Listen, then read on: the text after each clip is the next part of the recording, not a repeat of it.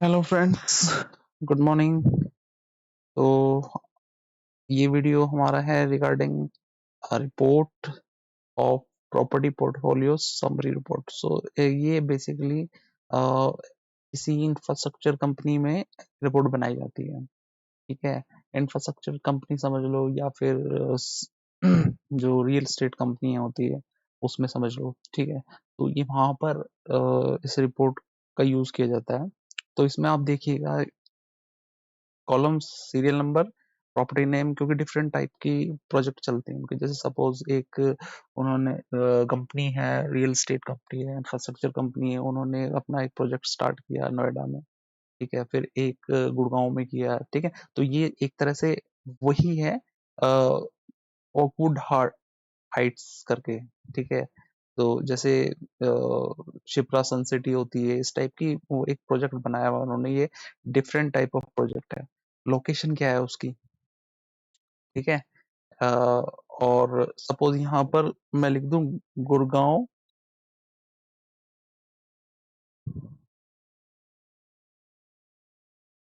गुड़गांव, और यहाँ पर नहीं, गुड़गांव नहीं, गाजियाबाद, गाजियाबाद, और यहाँ पर शिप्रा लिख दूं मैं, शिप्रा सन सिटी। तो सेम सिमिलर यही है, अलग अलग प्रोजेक्ट हैं और डिफरेंट लोकेशन है। तो किसी कंपनी का पूरा ये डाटा है। ठीक है, सबसे पहला क्या है, प्रॉपर्टी का नाम है और किस लोकेशन पे है और वहां कितने नंबर ऑफ यूनिट, मतलब वो प्रॉपर्टी बनाई शिप्रा सन सिटी सपोज बनाया, उसमें 50 यूनिट फ्लैट है, मतलब 50 फ्लैट है, नंबर ऑफ फ्लैट्स 50 है। ठीक है, उसमें से कितने ऑक्यूपाइड हो गए हैं? तो यहाँ पर देखोगे आप 50 यूनिट अवेलेबल टोटल मतलब थी वहां पर, उसमें से 48 ऑक्यूपाइड हो गई है। तो इसमें ऑक्यूपाइड परसेंटेज निकाल लेंगे हम, this divided by total. Okay, तो 96% ऑक्यूपाइड है।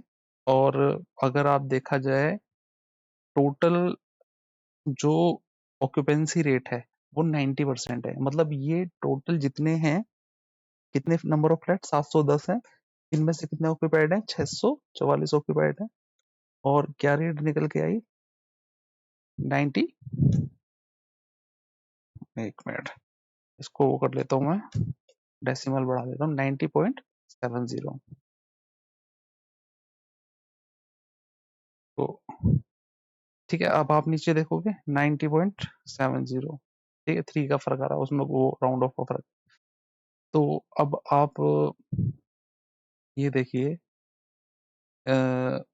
अब इसमें आप देखो कि रेंटल इनकम जो है ना, इसमें 75,000 पर फ्लैट की है रेंटल इनकम।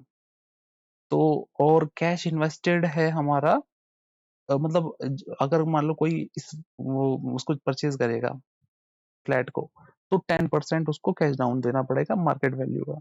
ऊपर लिखा है ना, ये मेंशन किया हुआ है 10% इंटू 10।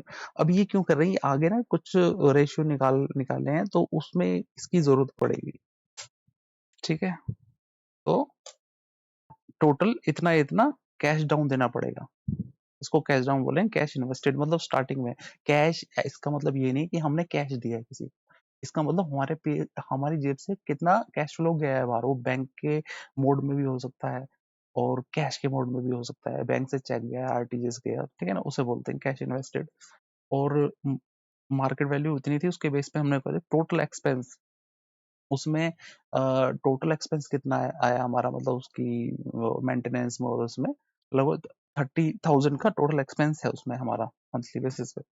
तो नेट ऑपरेटिंग इनकम हमारी कितनी आ गई? आप रेंट में से, इनकम में से टोटल एक्सपेंस माइनस कर दो। ठीक है, और कैप रेट क्या हो गया हमारा? देखो मैंने ऊपर फॉर्मूला लिखा है एनओआई, नेट ऑपरेटिंग इनकम क्या है? रेंटल इनकम, मतलब इनकम में से एक्सपेंस माइनस कर दिया तो नेट ऑपरेटिंग इनकम आ गई। और कैप रेट का फॉर्मूला है एनओआई। एनओआई क्या है? Net operating income minus capital market value. Market value ये है, divided by market value, bracket. Okay,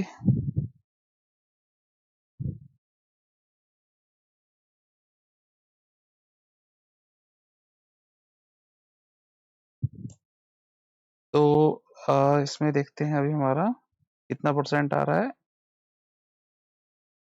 हाँ, तो 1.8% एवरेज आ रही है फर्स्ट वाले में। एवरेज जो आ रहा है वो आ रहा है 1.12% का कैप रेट। ओके, सर्विस मतलब हमने कितना उधार लिया था, ठीक है, सपोज 20,000 उधार लिया हमने, तो इसका कैश ऑन कैश आरओआई कितना है हमारा, तो उसका निकलेगा हमारा एनओआई। इसका फॉर्मूला ऊपर मैंने मेंशन किया, एनओआई माइनस डेट सर्विस, ठीक है, ब्रैकेट क्लोज करेंगे, डिवाइड बाय इन्वेस्टेड।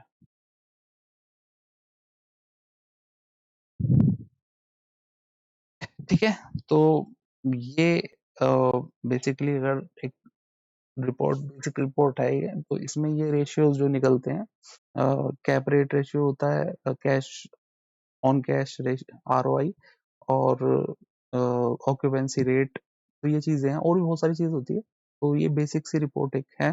तो आगे एक और कुछ रिपोर्ट्स और रियल एस्टेट या इंफ्रास्ट्रक्चर जो फील्ड में जो रहती हैं कंपनीज में, वो मैं लेके आऊंगा। तो अभी के लिए गुड बाय, मिलते हैं नेक्स्ट वीडियो में।